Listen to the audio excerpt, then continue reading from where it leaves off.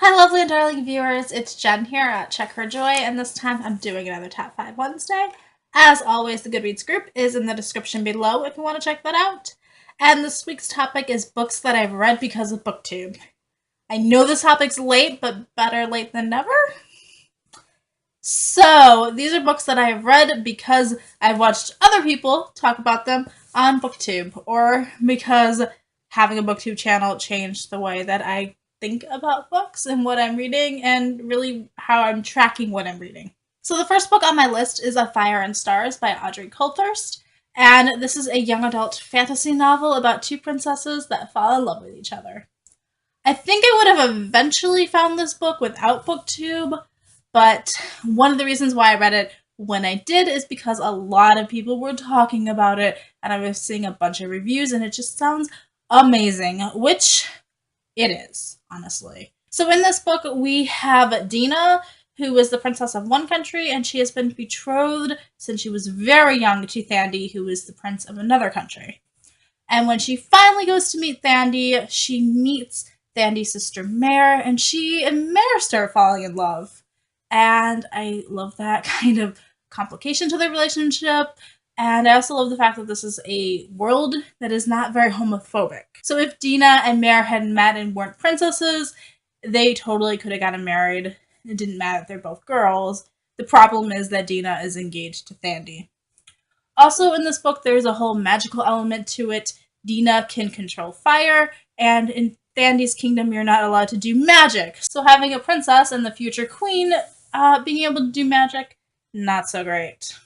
The next book on my list is None of the Above by I.W. Gregorio, and this is a young adult contemporary novel about a intersex girl who just finds out that she's intersex in high school and how that really messes with her. So this one's hard to say that it's because of Booktube that I read this book, because one of my friends recommended it to me on Facebook, but that was a recommendation based off other books that I had been reviewing on YouTube. So in this book, we have Kristen, who is an athlete, and she thinks it's a little weird that she's never gotten her period and doesn't have like body hair and stuff, but she doesn't really think about it too much because she's a hardcore athlete, and that's a thing that sometimes happens.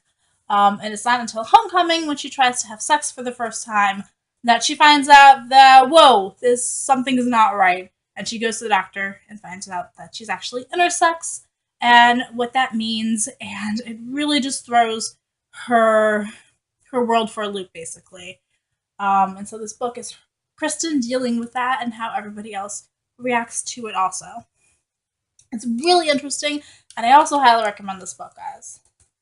The next book on my list is Clockwork Angel by Cassandra Clare.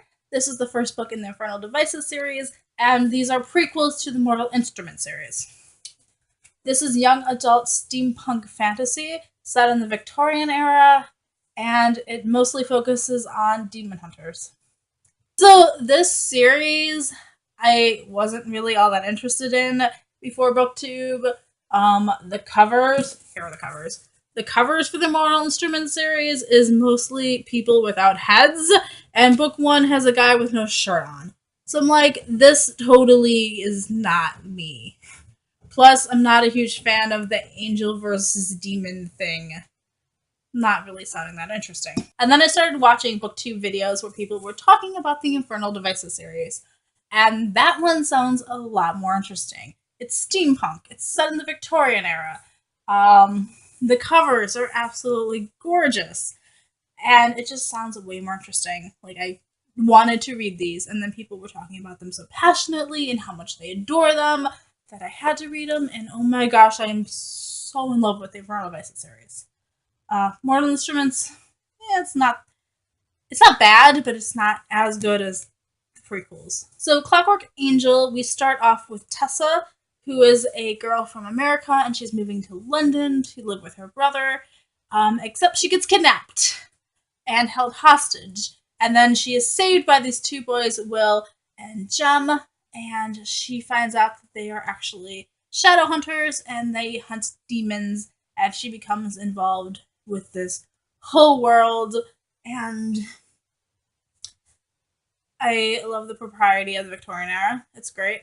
I also love the mechanical robots and stuff that happen in here. and it's just fun. And I love the London Institute, which is where the Shadowhunters train, and how it's like a family, everybody who's growing up and living there and training together. So the next book on my list is 13 Moons by Charles Fraser, and this is an adult novel, and it follows Will Cooper, who is a white boy in the 1800s, and he is adopted by a Native American tribe and raised as that. And then it follows Will through adulthood, through several decades of his life, as he fights for his Native American tribe and tries to make sure they have rights and don't lose their land. So the reason why I read this book is that while tracking my reading on Booktube and Goodreads, I noticed that I had read like no Native American books, period, either by authors or following Native American characters or culture, and that was something I needed to fix. So over the last year, I have been reading and reviewing Native American books. Admittedly, not that many of them. I think I've read 4 novels and done 2 videos with children's picture books, but it's a start.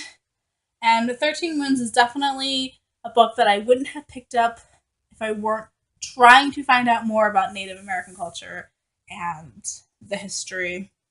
This is historical fiction, so it really deals with the struggles that Native Americans were going through in the 1800s. So we get to see the Native American look at like what was happening with the Trail of Tears and how the Native Americans are slowly getting pushed off their land, how they are being promised things and signing treaties and then having them taken away. It's a pretty interesting book. It's not my favorite. I'm just not a big fan of like adult literary fiction and the style of this writing. This book is more driven by its setting than either its characters or plot points, so it's not quite as fascinating to me. It's not my normal read. And the last book on my list is The Turbulent Term of Tyke Tyler by Jean Kemp. This is a children's novel from Britain in the 1970s, and it follows 2 rambunctious children, Tyke Tyler and Danny Price, and the crazy adventures that they get into. This is a book that I wouldn't have heard of at all if it weren't for Booktube.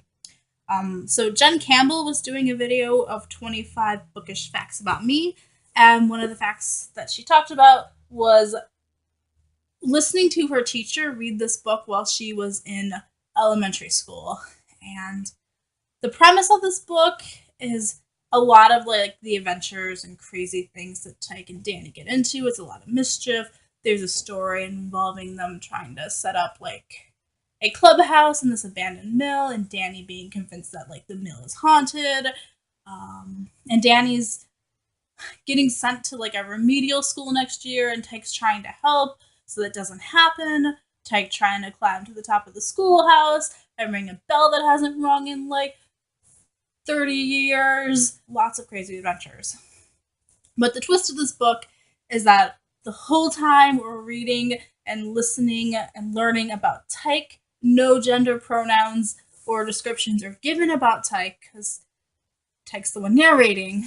And it's not until the very end of the book that we find out that Tyke is a girl, which kind of messes with the fact that all the things that Tyke has been doing, we mostly assume these to be masculine things that happen. And so if you're reading this not knowing that Tyke's a girl, you're starting to develop a picture of Tyke being a guy, which I thought was really cool and what made me pick up this book and read it.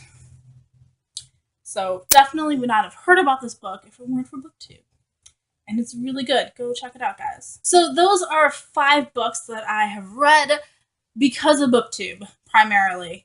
These are books that maybe I would have eventually found working in a library or having bookish friends or because of Goodreads, but really the reason why I read these books is all down to Booktube.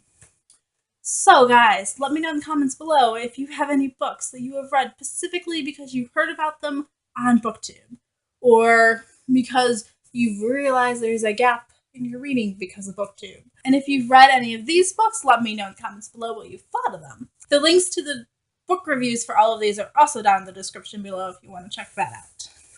So peace out, I love you guys, and keep reading. Bye!